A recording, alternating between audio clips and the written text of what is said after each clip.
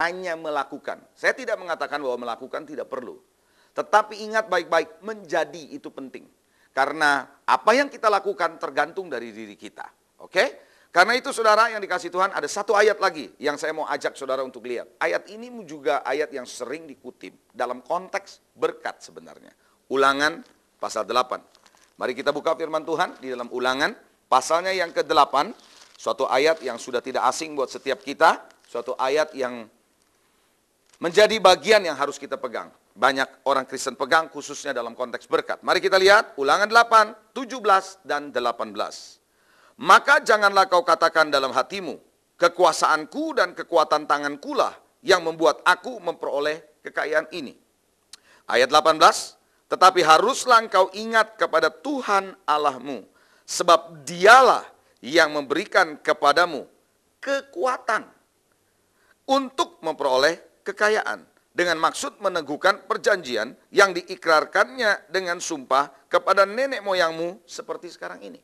Nah, banyak orang memahami ayat ini memperoleh kekayaan, yaitu apa? Dengan mendapat kekuatan dari Tuhan. Sehingga mereka berharap Tuhan bisa memberikan kekuatan kepadanya untuk bisa memperoleh kekayaan. Nah, pertanyaan saya adalah, kekuatan ini kekuatan apa? Ada banyak orang berpikir kekuatan ini adalah melalui penumpangan tangan. Saudara yang dikasih Tuhan, bukan lewat penumpangan tangan, saudara. Karena kalau hanya dengan penumpangan tangan kita bisa menjadi diberkati atau kaya misalnya, saya yakin udah berlomba-lomba orang Kristen ingin ditumpangkan tangan supaya bisa menjadi kaya. Dan saya yakin pula sudah lama orang Kristen menjadi kaya semua. Sama halnya dengan menabur. Apakah dengan kita menabur kita bisa menjadi kaya? Saudara, kalau hanya dengan menabur kita bisa menjadi kaya, saya yakin orang berlomba-lomba menabur untuk bisa menjadi kaya atau menjadi diberkati secara materi. Dan pada akhirnya saya yakin gak ada orang Kristen yang menjadi miskin. Bahkan saya yakin semua orang berlomba-lomba mau menjadi orang Kristen kalau demikian. Saudara yang dikasih Tuhan, kalau Anda mengerti bahwa sebenarnya bukan apa yang kita lakukan saja, tapi diri kitalah yang menentukan. Nah saudara, kembali kepada cerita Ishak yang menabur tadi. Mari kita buka firman Tuhan lagi di dalam Kejadian 26. Supaya Anda mengerti apa yang Ishak lakukan ketika dia menghadapi masalah. Yaitu kelaparan di dalam cerita firman Tuhan ini. Perhatikan di dalam Kejadian 26 ayat yang pertama. Saya akan bacakan saudara. Timbullah kelaparan di negeri itu. Ini bukan kelaparan yang pertama yang telah terjadi dalam zaman Abraham. Sebab itu Ishak pergi ke Gerar kepada Abimelek, raja orang Filistin. Ayat 2, lalu Tuhan menampakkan diri kepadanya serta berfirman, jangan pergi ke Mesir. Diamlah di negeri yang akan kukatakan kepadamu. Saudara, kalau kita membaca ayat ini, kelihatan sekali bahwa Ishak ketika mengalami kelaparan ingin mencari jawaban di Mesir. Karena dia berkata, dia berpikir jawabannya ada di luar sana. Padahal saudara, Alkitab mengatakan jawabannya adalah di dalam. Karena itu Tuhan menampakkan diri kepada dia. Untuk memberitahu kepada dia bahwa hei, jalannya bukan di sana tapi ada di dalam. Di dalam siapa? Di dalam dirinya Ishak sendiri. Kita lanjutkan di dalam ayat 3. Perhatikan ayat 3. Firman Tuhan berkata, tinggallah di negeri ini sebagai orang asing. Maka saya minta Anda perhatikan para pemirsa ayat ini. Aku akan menyertai engkau dan memberkati engkau. Coba katakan bersama-sama saya. Aku akan menyertai engkau dan memberkati engkau. Ayat ini jelas bahwa Tuhan akan menyertai Ishak dan memberkati Ishak. Ayat ini tidak berkata, aku akan menyertai perbuatanmu Ishak. Atau aku akan memberkati perbuatanmu Ishak. Tidak, tetapi aku menyertai engkau, aku memberkati engkau. Jadi kuncinya ada di dalam diri Ishak itu sendiri. Jadi bukan perbuatannya yang Tuhan lihat, tapi dirinya Ishak. Ketika Ishak menjadi orang yang dikehendaki Tuhan, dia sudah memegang kunci berkat itu. Sehingga apa saja yang dia lakukan, Tuhan akan berkati. Jadi kuncinya adalah diri saudara, diri saya, diri kita semua. Itulah sebabnya kalau Anda baca cerita pasal 26 itu selanjutnya, Ishak menggali sumur, setiap dia gali sumur, sumurnya berbual-bual. Selalu ada airnya. Jadi perbuatan datangnya adalah setelah kita menjadi orang yang dibentuk oleh Tuhan. Karena itu saudara, kalau Anda lihat di dalam screen, di dalam televisi Anda, ada lingkaran. Kalau Anda lihat lingkaran itu, diawali dengan be. Dalam bahasa Inggris be artinya menjadi. Kita harus jadi orang yang Tuhan mau.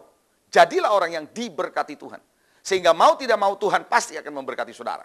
Karena orangnya terlebih dahulu terbentuk. Baru setelah be itu terbentuk, baru ada yang namanya do. Anda harus melakukan. Tidak cukup Anda menjadi orang yang Tuhan mau, tapi Anda harus melakukan. Do. Lalu setelah Anda lakukan, baru Anda lihat di dalam di layar televisi Anda akan lihat have. Baru muncul yang namanya have atau memiliki. Berarti untuk bisa memiliki, Tuhan mau Anda jadi orang yang diberkati Tuhan dulu. Baru melakukan dan baru Anda bisa memiliki. Jadi pesan saya hari ini, bahwa kedoa saya hari ini, para pemirsa yang dikasih Tuhan, jadilah orang yang diberkati Tuhan. Maka apa saja yang diperbuatnya berhasil. Amin. Tuhan Yesus memberkati. Shalom sahabat Beyond Success. Setelah kita mendengarkan pembahasan mengenai kunci berkat, saat ini telah hadir bersama saya Pastor Leonardo Syamsuri untuk membahas lebih dalam lagi mengenai kunci berkat. Shalom Pak. Shalom. Shalom para pemirsa yang dikasihi Tuhan. Pak, saya mau bertanya sedikit mengenai akhir-akhir ini orang Kristen percaya dengan semakin banyak berdoa, mereka akan semakin diberkati Tuhan. Atau semakin terlibat dalam pelayanan, mereka juga semakin diberkati Tuhan. Dan seterusnya. Mengapa sampai ada timbul kepercayaan seperti itu, Pak? Iya, karena itu sebenarnya diawali dari apa yang dilakukan dalam kehidupan sehari-hari. Karena memang pola pikir itu, kepercayaan itu terbentuk tanpa disadari dalam kenyataan hidup sehari-hari. Dalam kehidupan sehari-hari, kalau kita mau mendapatkan sesuatu, kita harus bekerja keras. Kita bekerja kalau baru kita dapatkan sesuatu. Sehingga pada akhirnya kita percaya bahwa melalui kerja, melalui tindakan-tindakan kita, maka kita akan mendapatkan sesuatu. Nah, tanpa disadari, pola pikir ini masuk di dalam iman kekristenan kita. Bahwa kita pun kalau kita melakukan tugas-tugas rohani, hal-hal rohani, akan membuat kita banyak bisa diberkati Tuhan. Seperti tadi yang dikatakan, yang bahwa makin banyaknya kita berdoa, kita makin banyak diberkati. Itu sebenarnya tanpa disadari adalah pola pemikiran yang terjadi dalam sehari-hari. Lupa bahwa sebenarnya di dalam Tuhan ada kasih karunia.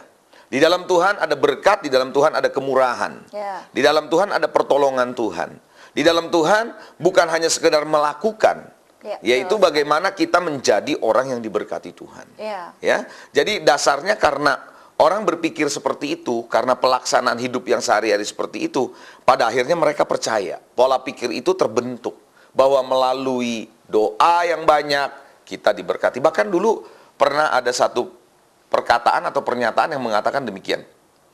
Banyak berdoa, banyak berkat. Sedikit berdoa, sedikit berkat. Tidak berdoa, tidak ada berkat. Nah, tanpa disadari, itu sudah membentuk dan merasuk dalam pikiran kita. Walaupun kelihatannya itu statement-statement seperti itu, kelihatannya rohani, tapi sebenarnya itu membuat pemikiran kita salah. Ya, saya kira itu akibatnya orang mengejar sesuatu lewat perbuatan-perbuatan rohani. Bahkan kalau doa nggak bisa, puasa. Ini doa tambah pagi puasa. Supaya kita dapatkan sesuatu. Supaya lebih afdol. Iya, pada akhirnya kegiatan rohani yang akhirnya membuat kita terjebak untuk mendapatkan berkat itu. Kira-kira gitu. Ya, saya sering sekali mendengar kalau kita menabur maka kita akan menuai. Nah, dijelaskan bahwa apabila kita mau diberkati, kita harus menabur sebanyak mungkin. Bagaimana menurut Bapak? Apakah itu benar, apakah itu salah, atau bagaimana? Nah, pertanyaannya benar atau salah? Jawabannya adalah, secara prinsip firman Tuhan bilang, apa yang Anda tabur, itu yang Anda tuai.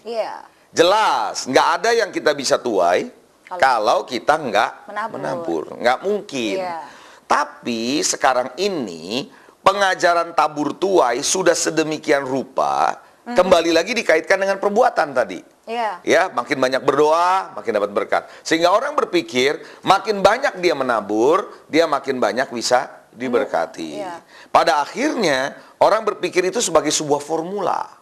Sebagai sebuah metode, prinsip yang kalau saya tabur, saya akan tuai.